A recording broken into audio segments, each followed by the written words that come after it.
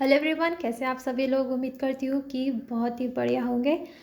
इस सेशन में हम 18 दिसंबर के इंडियन एक्सप्रेस और द हिंदू के इम्पोर्टेंट आर्टिकल्स का एनालिसिस करेंगे। और अगर इस सेशन की आपको पीडीएफ चाहिए तो टेलीग्राम चैनल का लिंक हमने डिस्क्रिप्शन में दे रखा है, तो वहाँ से आप जो है पीडीएफ डाउनलोड कर सकते हैं।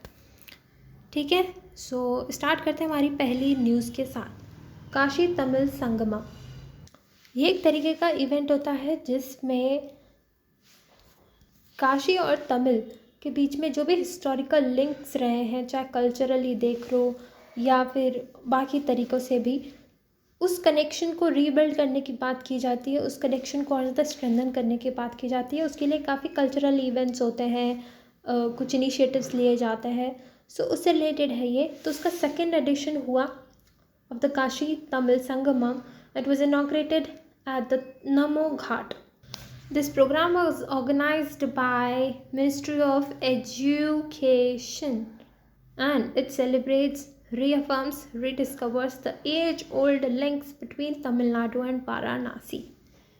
All right, and it is held to foster a close connection between these two.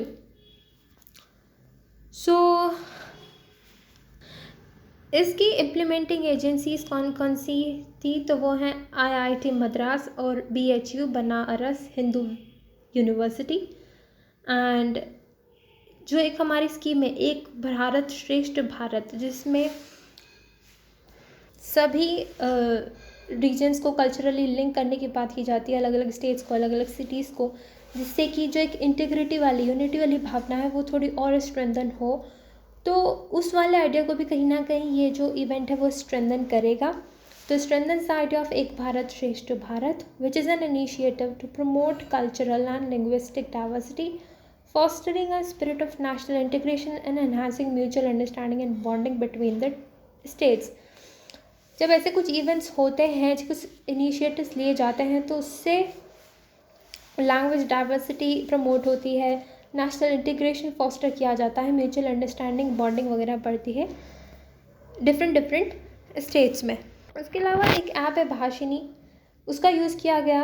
It is an artificial intelligence based language platform and which enable people to understand different languages in different time during such in real time during such events. Basically मान लो कोई speech दे रहा है या कोई भी किसी language में बात कर रहा है, तो इस ऐप के थ्रू अगर आप उसकी सामने वाले की लैंग्वेज नहीं समझ पा रहे हैं, लेकिन ये वाली जो ऐप है आपको आपकी लैंग्वेज में जो है ट्रांसलेट करके दे देती है, तो ये भी कहीं ना कहीं एक नेशनल इंटीग्रेशन का काम करती है। तो ये वाली ऐप का भी इसमें यूज़ किया गया। The prime minister emphasise the need for knowing each others culture as this increases trust develops report. जब एक दूसरे का कल्चर हम समझने लगते हैं तो ट्रस्ट बढ़ता है, इट डेवलप्स रैपोर्ट, और कहीं ना कहीं इंटीग्रेशन के काम आता है। एंड काफ़ी सारे इनिशिएटिव्स लिए गए, जैसे कि he flagged off the Kanyakumari Varanasi Tamil Sangamam train, एक ट्रेन का लॉन्च हुआ, and launch multi language and Braille translations of Tirukkural, Manimekalai and other classic Tamil literature. Tamil की पुरानी लिटरेचर, क्लासिक लिटरेचर काफ़ी फेमस हैं। कुछ नाम यहाँ दे रखे हैं, मणिमेखलाई, तिरुकुरल, अदर क्लासिक्स। तो इनका भी अलग अलग लैंग्वेजेस में लॉन्च होना और ब्रेल ट्रांसलेशंस जो होते हैं उसमें लॉन्च होना, तो ये वाले कुछ इनिशिएटिव्स थे। And took a walk through, यहाँ क्या आएगा, walk through of the exhibition and witnessed a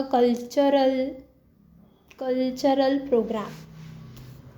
तो डिफरेंट एग्जीबिशंस होल्ड की गई, काफ़ी अलग अलग कल्चरल प्रोग्राम्स जो है ऑर्गेनाइज किए गए इस रिलेशनशिप को, इस बॉन्ड को और ज़्यादा स्ट्रेंथन करने के लिए। यही न्यूज़ थी, इसमें बढ़ते हैं आगे। नेक्स्ट आती है इलेक्शन कमीशन से रिलेटेड एक न्यूज़। क्या न्यूज़ है? तो एक बिल है, basically election commissioner and other election commissioners, chief election commissioner and other election commissioners appointment conditions of service and terms of office bill 2023। इस बिल को राज्यसभा ने अप्रूव कर दिया और इसके नाम में ही समझ में आ रहा है ये कुछ इलेक्शन कमिश्नर के अपॉइंटमेंट, सैलरी, सर्विस इनसे रिलेटेड है कुछ। तो it outlines the procedure for appointing the chief election commissioner and election commissioners. इसका एम ये रहेगा कि ट्रांसपेरेंसी आ पाए अपॉइंटमेंट प्रोसेस में। अब कौन से एक्ट को रिप्लेस करेगा ये, तो election commission conditions of service of election commissioners and transaction of business act 1991 को ये रिप्लेस करेगा। एंड इसमें प्रोविज़न है कि chief election commissioner and election commissioners will be appointed by the president upon the recommendation of selection committee. एक selection committee जो होगी वो रिकमेंड करेगी और उन्हीं को प्रेसिडेंट जो है नियुक्त करेंगे, अपॉइंट करेंगे। पहले ही होता था, जो यूनियन गवर्नमेंट एडवाइस कर देती थी उन्हीं को प्रेसिडेंट अपॉइंट किया करते थे, लेकिन अब कमेटी बनेगी जिसमें कौन कौन होगा, हमारे प्रधानमंत्री होंगे, प्राइम मिनिस्टर, एक यूनियन कैबिनेट मिनिस्टर होंगे और एक लीडर ऑफ अपोजिशन, या फिर अगर लीडर ऑफ अपोजिशन नहीं है तो leader of the largest opposition party in the Lok Sabha. ठीक है, ये बात है। और सैलरी कंडीशंस की बात करें तो उनकी किसके बराबर होगी, कैबिनेट सेक्रेटरी के बराबर होगी। It will be equivalent to that of the cabinet secretary. और रिमूवल प्रोसेस की बात करें तो पहले के जैसा ही है कि भाई चीफ इलेक्शन कमिश्नर जो है वो तो सुप्रीम कोर्ट जज जैसे रिमूव होता है उसी तरह से रिमूव होंगे, और बाकी के जो इलेक्शन कमिश्नर्स हैं they can only be removed on the recommendation of the chief election commissioner. और तो और इनको प्रोटेक्शन दी गई from legal proceedings related to actions in discharge of official duties taken during the tenure के दौरान अपनी ऑफिशियल ड्यूटीज़ को निभाते हुए इनके तरफ से जो भी एक्शन लिए जाते हैं उनके अगेंस्ट लीगल प्रोसीडिंग्स जो है इनिशिएट नहीं किए जा सकती, उनको उसमें प्रोटेक्शन मिलता है। ठीक है, सो ये बात है इसमें। तो अगर ये सारे चेंजेस मतलब ये वाला एक्ट पूरा प्रॉपर एक्ट बन जाता है, ये वाला बिल, तो ये सारे चेंजेस इम्प्लीमेंट कर दिए जाएंगे, इससे ट्रांसपेरेंसी बढ़ेगी, ये सारी बातें होंगी इसमें। नेक्स्ट होता है सिक्योर ईमेल नेटवर्क। अब हम जैसा कि सभी जानते हैं कि साइबर अटैक्स के केसेस काफ़ी बढ़ रहे हैं, तो उन्हीं के रिस्पॉन्स में सेंटर ने क्या किया, it has established a secure email system for 10,000 users across critical ministries और डिपार्टमेंट्स। जितने भी क्रिटिकल मिनिस्ट्रीज़ हैं, डिपार्टमेंट्स हैं, उनके लिए एक सिक्योर ईमेल सिस्टम जो है इस्टेब्लिश कर दिया है। जो हमारा नेशनल इन्फॉर्मेटिक्स सेंटर है उन्होंने डिज़ाइन किया है सिस्टम को।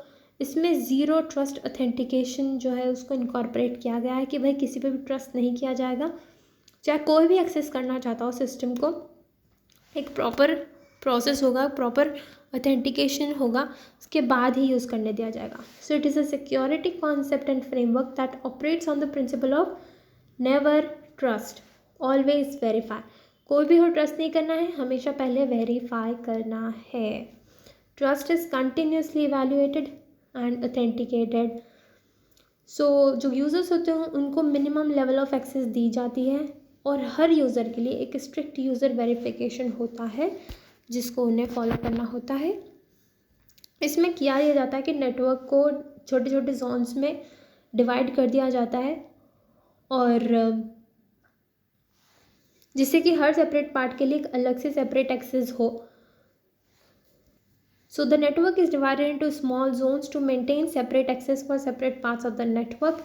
If one segment is breached, the other remains secure. अगर किसी एक सेगमेंट में कुछ प्रॉब्लम भी आ जाती है, कुछ ब्रीच हो जाता है, तो कम से कम बाकी के सेगमेंट्स तो सिक्योर रहेंगे।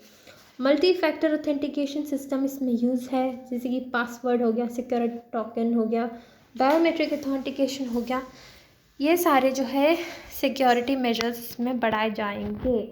ये बात है इसमें। नेक्स्ट आता है काकरापान न्यूक्लियर रिएक्टर। कहाँ पे ये आता है गुजरात में। ठीक है, ये आता है गुजरात में। इसकी जो 4th यूनिट है उसको it will attain it's first criticality. First criticality क्या होती है, it is the start of a controlled fission chain reaction. मतलब कि वहाँ पे कंट्रोल्ड फिशन चेन रिएक्शन अब स्टार्ट हो गया है। So the 4th unit of the Kakrapar Atomic Power Station Gujarat attained first criticality और उसकी जो यूनिट 3 थी वो फुल कैपेसिटी में काम कर रही है अगस्त से। इससे क्या होगा कि इंडिया की जो न्यूक्लियर एनर्जी कैपेसिटी है उसको बूस्ट मिलेगा। ये बात थी इसमें, इतनी ही थी। So that's all for today. I hope it helps you. Thank you so much. Have a nice day.